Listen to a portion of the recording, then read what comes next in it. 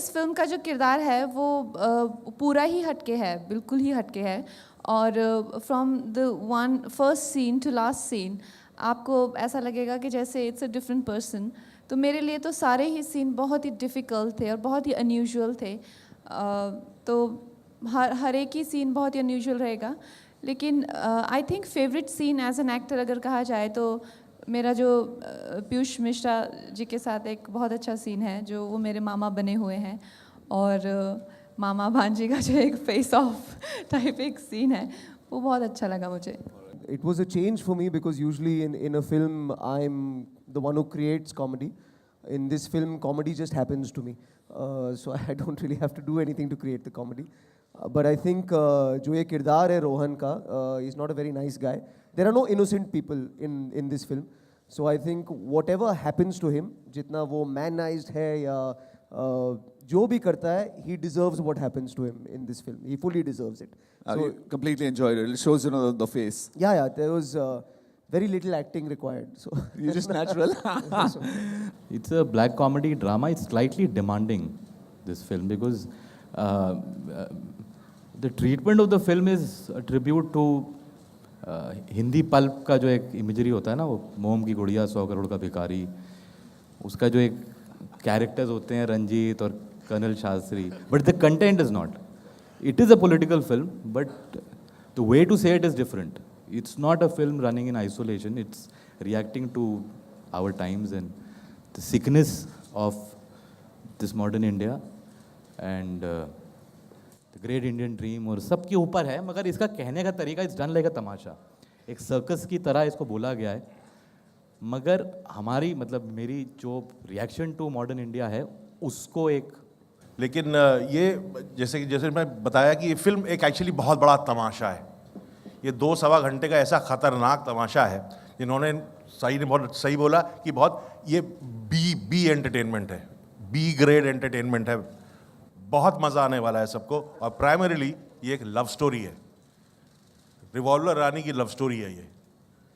तो कोई भी सीन, जैसे हमको आदत पड़ गई हिंदी सिनेमा देखने की, हमेशा हम एज एन ऑडियंस भी प्रिडिक्ट कर देते हैं कि अच्छा ये सीन में ये होगा, ये तो इसी तरह से ख़त्म होगा या इसी तरह से शुरू होगा, या इस सीन का जो मिडिल होगा वो तो यही होगा, क्योंकि हम पैदा हुए हैं हिंदी सिनेमा देखते हुए. इस फिल्म में आप प्रिडिक्ट नहीं कर पाएंगे कि कौन सा सीन किस तरह से उसको ब्लॉक किया गया है, जिस तरह से, क्योंकि उनकी ये साई की लिखावट में इतना ये तेज़ है. So the reason I said yes is, so one day I got a call from Sai Kabir saying, hi, is this Veer? And I said yes. He said, Veer, I think you're a fantastic actor.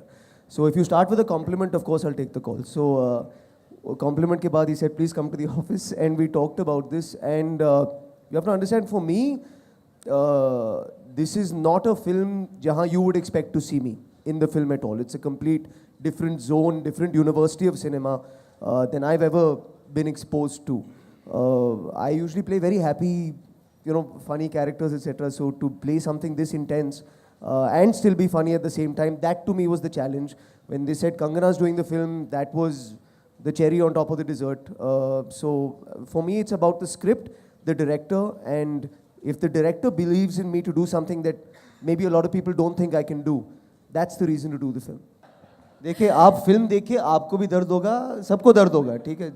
जो भी देखने जाएंगे, अगर आप मर्द हैं, आपको दर्द होगा, लेकिन जो दर्द आपको होगा, जो आपको महसूस होगी, वो एक बहुत ही वेल डिजर्व्ड नेसेसरी दर्द होगी.